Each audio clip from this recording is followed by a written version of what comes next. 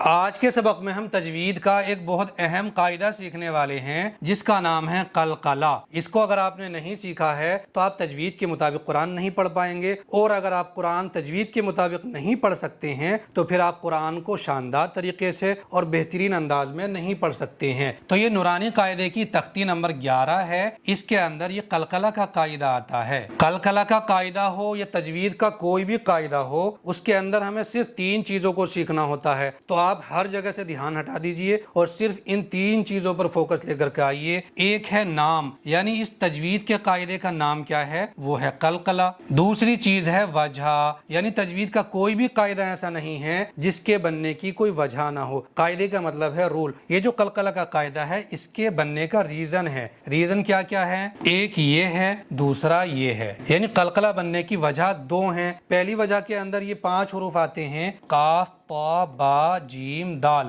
ان 5 حرفوں کو حروف قلقلہ کہا جاتا ہے۔ ان 5 حرفوں کا ایک لفظ بنا دیا ہے، قطب جدین، قاف، طا، با، جیم، دال۔ یہی 5 حروف اس لفظ کے اندر آتے ہیں۔ تو بس ہمیں اس لفظ کو یاد رکھنا ہے، رٹ لینا ہے۔ یہ 5 حروف قلقلہ کے ہمیں یاد ہو جائیں گے۔ قلقلہ کا قاعدہ بننے کی دوسری شرط ہے سکون، یعنی قلقلہ کے ان 5 حرفوں میں سے کوئی بھی ایک حرف آ جائے۔ مثال لے لیتے ہیں ہم قاف کی۔ قاف کیا ہے؟ قلقلہ کے ان 5 حرفوں میں سے ہے، اور اس کے اوپر یہ سکون آ جائے، یعنی دوسری شرط بھی موجود ہونی چاہیے۔ کہیں بھی قرآن کریم کے اندر اگر یہ 5 حروف آ جائیں گے تو وہاں پر قلقلہ نہیں ہوگا، دوسری شرط بھی ہونی چاہیے، یعنی قلقلہ کے ان 5 حرفوں میں سے کسی بھی ایک حرف کے اوپر سکون ہونا چاہیے۔ تو یہ قلقلہ کا حرف ہے قاف، اس کے اوپر سکون ہے یہ، تو بس یہاں پر قلقلہ کا قاعدہ بن گیا ہے، اس لیے کہ قاف ہے یہاں حروف قلقلہ میں سے اور سکون بھی ہے قلقلہ کی دوسری شرط میں سے۔ اس والے جیم پر فوکس لے کر کے آئیے اور دھیان دیجئے، سوچئے اچھے سے، یہ جو جیم ہے قلقلہ کے ان 5 حرفوں میں سے ہے یا نہیں ہے؟ تو آپ کا جواب ہوگا ہاں ہے، یہ ہے قلقلہ کے 5 حرفوں میں سے یہ جیم ہے۔ دوسرا اپنے آپ سے سوال یہ کرنا ہے کہ قلقلہ کی جو دوسری شرط ہے سکون، اس جیم پر سکون بھی ہے کیا؟ تو دیکھو ہے کیا، یہ سکون ہے، یعنی قلقلہ کی یہ دونوں شرطیں یہاں پر موجود ہیں،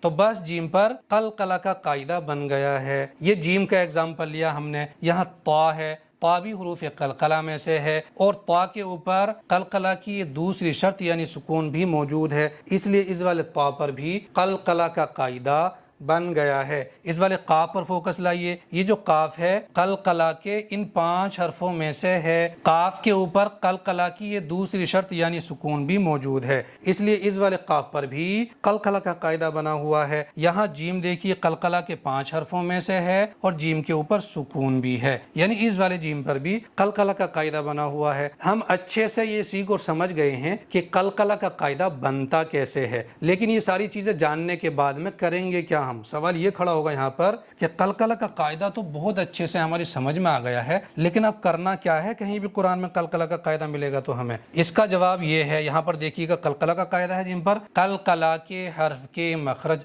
آپس میں ٹکرا کر الگ ہو جائیں گے۔ یہ حکم ہے قلقلہ کا۔ نام سیکھ لیا ہم نے قلقلہ ہے، وجہ سیکھ لیا کہ یہ 2 وجہ ہیں قلقلہ کا قاعدہ بننے کی۔ تیسرا تھا حکم، یعنی کیا حکم دیا جا رہا ہے کہ یہ کرنا ہے اور یہ نہیں کرنا ہے۔ تو کیا کہا یہاں پر؟ قلقلہ کے حرف کے مخرج آپس میں ٹکرا کر الگ ہو جائیں گے۔ یہ تو سمجھ میں نہیں آ رہا، کیا ہے اس کا مطلب؟ میں سمجھاتا ہوں۔ قلقلہ کے جتنے بھی حروف ہیں یا قرآن کے اندر جتنے بھی حروف ہیں ان کے کچھ نہ کچھ مخرج ہوتے ہیں، تو یہاں جیم کا ایگزامپل لیں گے ہم۔ جیم قلقلہ کے 5 حرفوں میں سے ہے، جیم پر قلقلہ ہو رہا ہے، تو جیم کا سب سے پہلے مخرج سمجھیے گا۔ جیم کا مخرج ہے زبان کا بیچ، یعنی یہ زبان کا بیچ اوپر کے تالو پر ٹچ کرنے سے جیم ادا ہوتا ہے، تو جیم کا یہ جو مخرج ہے زبان کا بیچ اوپر کے تالو پر اس طرح سے لگائیں گے اور فوراً الگ ہٹا لیں گے۔ جیسے گیند کو زمین پر مارا جائے تو گیند زمین پر ٹچ تو ضرور ہوگی لیکن وہاں پر وہ چپکی نہیں رہے گی، ٹچ ہوتے ہی فوراً واپس آئے گی۔ بس اسی طرح سے قلقلہ ہوتا ہے، تو میں قلقلہ کر کے سنا رہا ہوں آپ کو، دھیان سے سنیے۔ تجری، تج یہ ہے قلقلہ کرنا۔ اگر میں پڑھوں ری تو یہ قلقلہ نہیں ہے، کیا ہے قلقلہ؟ دھیان سے سنیے، تجری۔ اس طا پر فوکس لے کر کے آئیے، یہ جو طا ہے قلقلہ کے 5 حرفوں میں سے ہے۔ سب سے پہلے ہمیں طا کا مخرج سمجھنا ہے، جب سمجھ پائیں گے ہم کہ قلقلہ اچھے سے کیسے ہوگا۔ طا کا مخرج ہے زبان کی نوک ثنایا الیاء کی جڑ سے مل کر کے طا ادا ہوتا ہے، تو ज़बान की नोक को सनाया उलिया यानी ऊपर के सामने के इन दो बड़े दांतों की जड़ पर लगाएंगे तो अदा होगा। तो ज़बान की नोक सनाया उलिया की जड़ पर लगा करके फ़ौरन अलग हटा लेंगे। इसी को कलकला करना कहते हैं। जैसे अतअमना, बस ये कलकला ही कर रहा हूँ मैं। काफ पर कलकला कैसे करेंगे? काफ का मखरज है ज़बान की जड़, ऊपर के तालु के नरम हिस्से पर लगाने से काफ अदा होता है। तो ज़बान की जड़ को ऊपर के तालु के नरम हिस्से पर लगाएंगे। जैसे नक़अन, लगा करके ज़बान की जड़ को ऊपर के तालु पर फ़ौरन अलग हटाना है। जीम में इसी तरह से कलकला करेंगे जैसे यहाँ पर किया था, जैसे यजअल। लेकिन एक चीज़ का और ध्यान रखना है, कुरान करीम के अंदर सिर्फ कलकला के इन 5 हरफों के ऊपर ही सुकून नहीं आता है, और भी सब हरफों पर सुकून आता है। यहाँ देखिएगा लाम पर सुकून है, लेकिन लाम कलकला के इन 5 हरफों में से नहीं है, सिर्फ सुकून है लाम पर। तो लाम के अंदर कलकला नहीं करना है, क्योंकि जो लोग कलकला की ज्यादा प्रैक्टिस कर लेते हैं ना, तो वो हर जगह पे कलकला करते हैं। फिर जैसे यजअल, इस तरह से कलकला नहीं करना है। जीम पर करेंगे क्योंकि जीम पर कलकला का कायदा बना हुआ है, लेकिन लाम पर नहीं है। तो हमें ये दोनों चीजें देखनी है अगर कलकला करना है कि कलकला के इन 5 हरफों में से हर्फ होना चाहिए और उसके ऊपर सुकून होना चाहिए। अगर कलकला के 5 हरफों में से कोई भी हर्फ मिलेगा आपको, लेकिन उसके ऊपर सुकून नहीं मिलेगा, तो फिर कलकला नहीं करना है। उम्मीद करता हूँ कलकला का कायदा आपने अच्छे से सीख और समझ लिया होगा। अब अगला कदम रह गया है प्रैक्टिस का। जितना हो सके इसको प्रैक्टिस में लेकर के आओ। डेली आप कुरान पढ़ते हैं तो बार बार कुरान के अंदर ढूंढो कलकला के 5 हर्फ कहाँ हैं, उन पर सुकून भी है क्या। हाँ, यहाँ पर कलकला का कायदा बना हुआ है। अब कलकला इसी तरह से करना है जैसे मैंने आपको सिखाया है,